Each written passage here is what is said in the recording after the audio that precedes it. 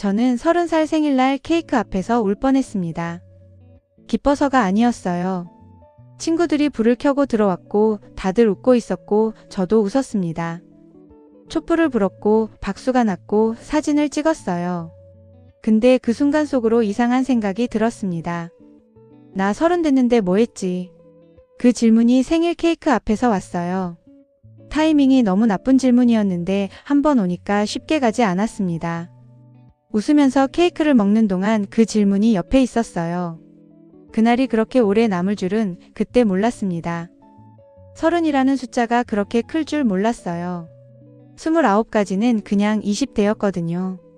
아직 젊고 아직 시간 있고 아직 괜찮은 것 같았습니다. 근데 30이 되는 순간 뭔가 카운트가 끝난 것 같은 느낌이 들었어요. 카운트다운이 아니라 카운트업이었는데 어느 숫자에 도달했을 때 뭔가를 이루고 있어야 할 것 같은 기준이 있었던 거예요. 그 기준이 어디서 온 건지는 몰랐는데 분명히 있었습니다. 돌아보면 이룬 게 없다는 느낌이 어디서 왔는지 알 것 같기도 했어요. 직장은 있었어요. 그냥 직장이었습니다. 대단한 곳은 아니었고 대단한 성과도 없었어요. 연애는 오래전에 정리됐고 집은 월세였고 통장에 모인 돈은 목표로 했던 것보다 한참 적었습니다. 자격증을 따겠다고 교재를 산 게 2번이었는데 2번 다 절반도 못 봤어요. 운동을 시작하겠다고 헬스장을 등록한 것도 2번이었는데 2번 다 석 달을 못 채웠습니다. 뭔가를 하려고 했다가 안 된 것들이 쌓여 있었어요. 그 목록이 30이 되는 날 같이 도착한 것 같았습니다. 친구들을 보면 더 그랬어요. 30이 되는 해의 주변에서 여러 가지가 일어났습니다. 결혼을 한 친구가 생겼고 집을 산 친구가 생겼고 큰 회사로 이직에 성공한 친구가 생겼어요. 다들 어딘가로 나아가고 있는 것 같았는데 저는 제자리인 것 같았습니다. 그 비교가 싫었어요. 하고 싶어서 하는 게 아닌데 됐으니까요. 비교를 안 하면 되는데 안 하는 게 잘 안 됐어요. 눈을 감아도 됐습니다. 그 계산이 자동으로 됐어요. 생일이 지나고 한동안 무기력했습니다. 퇴근하고 집에 와서 아무것도 하기 싫었어요. 뭔가를 해야 할 것 같은 압박은 있는데 몸이 안 움직였습니다. 교재를 또 사볼까 하다가 어차피 안 볼 것 같아서 사지 않았어요. 헬스장을 또 등록해볼까 하다가 또 안 갈 것 같아서 하지 않았습니다. 시작하기 전에 포기하는 게 시작했다가 포기하는 것보다 덜 창피한 것 같았어요. 그 생각이 뭔가를 더 하지 않게 만들었습니다. 그때는 그게 이상한 줄 몰랐어요. 어느 날 아버지한테 전화가 왔습니다.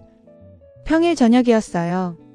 아버지한테 전화가 오는 게 흔하지 않아서 좀 긴장하면서 받았는데 별 내용이 없었어요. 그냥 잘 지내냐고, 밥은 먹냐고. 저는 잘 지낸다고 했고 먹는다고 했습니다.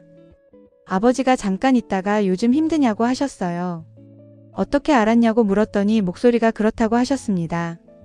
저는 좀 그렇다고 했어요.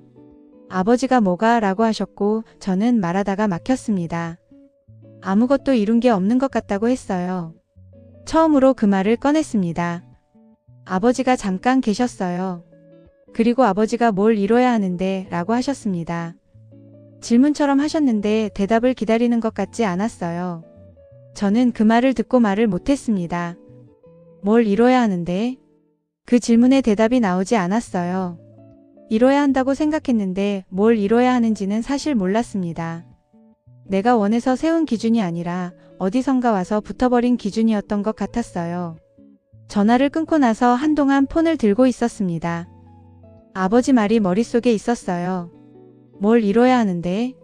그 말이 위로인지 질문인지 구분이 안 됐는데 이상하게 뭔가 내려가는 것 같은 감각이 있었습니다. 내가 이루지 못했다고 생각하는 것들이 내가 원했던 건지 아닌지도 불분명한 것들이 많았어요.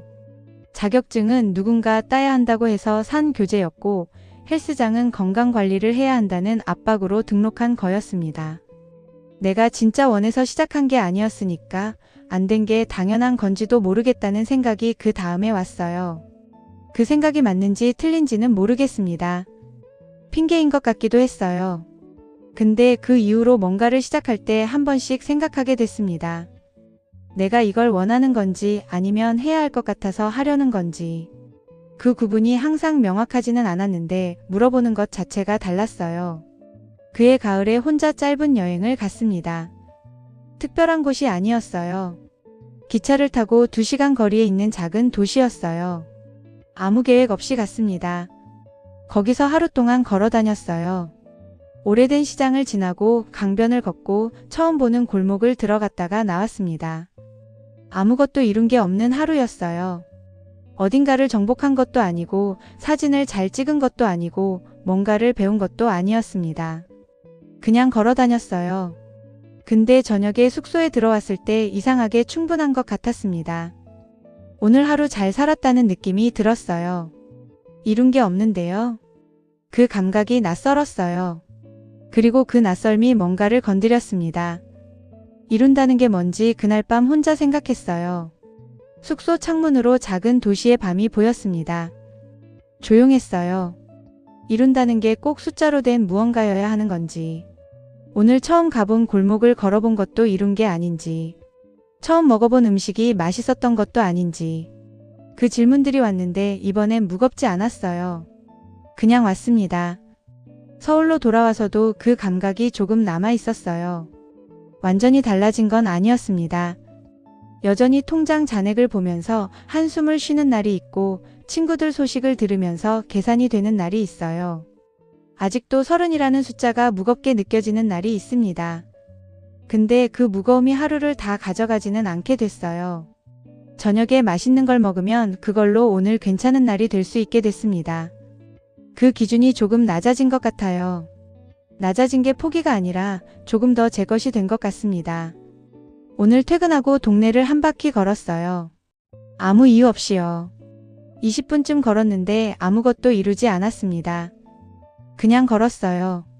집에 들어오면서 별로 나쁘지 않았습니다.